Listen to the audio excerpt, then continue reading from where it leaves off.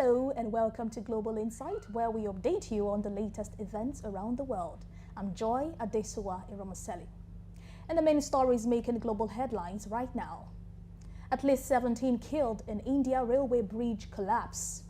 Voting begins in Zimbabwe's presidential and parliamentary election. 16 dead after bus crashes with trailer in central Mexico.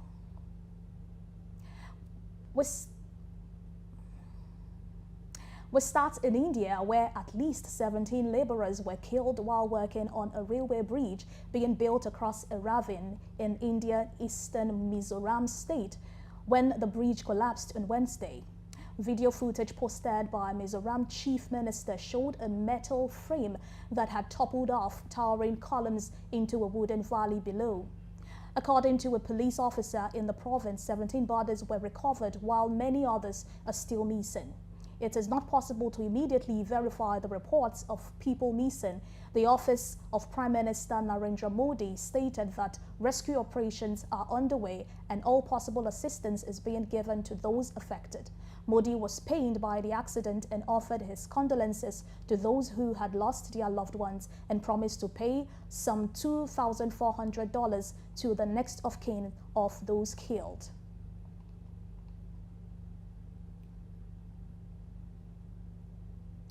Zimbabweans on Wednesday morning have started casting their votes in the second poll after the 2017 coup that deposed late long-time President Robert Mugabe.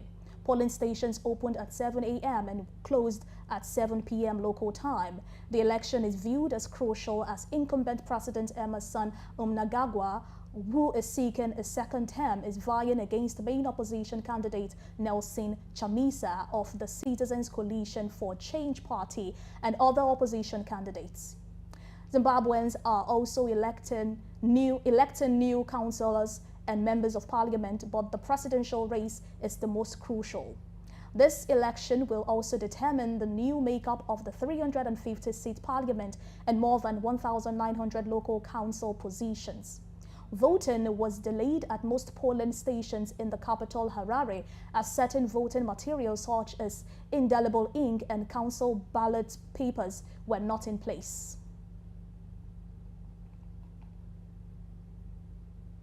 Elsewhere, authorities in Hawaii have pleaded on Tuesday with relatives of those missing after the deadliest U.S. wildfire in more than a century to come forward and give DNA samples, stating that the low number provided so far threatens to hinder efforts to identify any remains discovered in the ashes. Some 1,000 to 1,100 names remain on the FBI tentative unconfirmed list of people unaccounted for after wildfires destroyed the historic seaside community of Lahaina in Maui.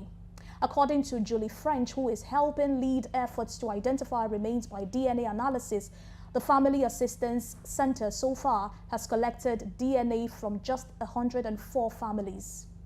Meanwhile, Maui prosecuting attorney Andrew Martin, who is running the center, stated that the number of family members coming in to provide DNA samples is a lot lower than in other major disasters around the country, though it wasn't immediately clear why. Hawaii officials have expressed concern that by releasing a list of the missing, they would also be identifying some people who had died. As of Monday, there were 115 confirmed dead. And according to Maui County officials in an update late on Monday, all single-story residential property in the disaster area had been searched, and teams were transitioning to searching multi-story residential and commercial property.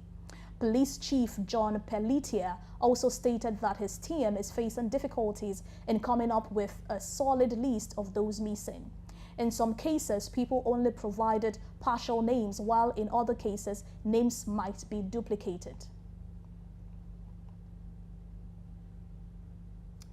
In another development, Mexico's INM Migration Institute have stated that 15 Mexicans and 1 Venezuelan have died in a road accident in central Mexico early on Tuesday. The INM also disclosed that the 52 passengers traveling on the bus on Mexico's highway, including 10 passengers from Venezuela, adding that they had appointments to seek legal entry to the United States. Some 36 passengers were injured and taken to hospital after the bus crashed with a trailer in the early hours of the morning. 9 of the injured were Venezuelans, and of those 3 remains hospitalized, according to the INM, which explained that support would be given to return the body of the deceased to Venezuela. Local media had earlier reported that those killed in the crash were mostly migrants from Venezuela.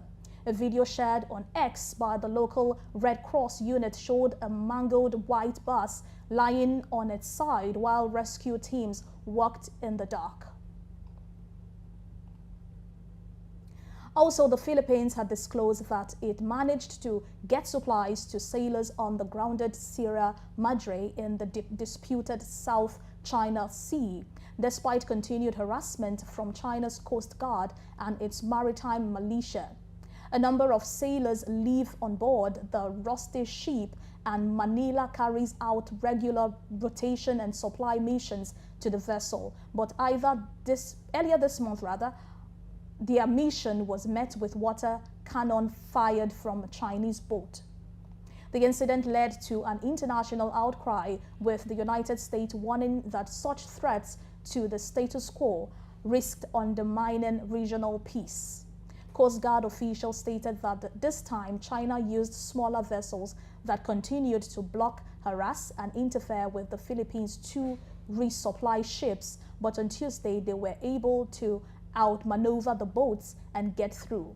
China, which claims almost the entire South China Sea, has become increasingly assertive in its claim to the waterway, developing artificial islands and military outposts and deploying its Coast Guard, maritime militia, and fishing vessels against the rival claimants.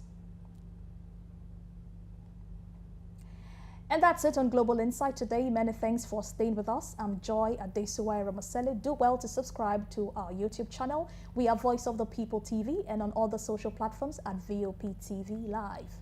Good afternoon.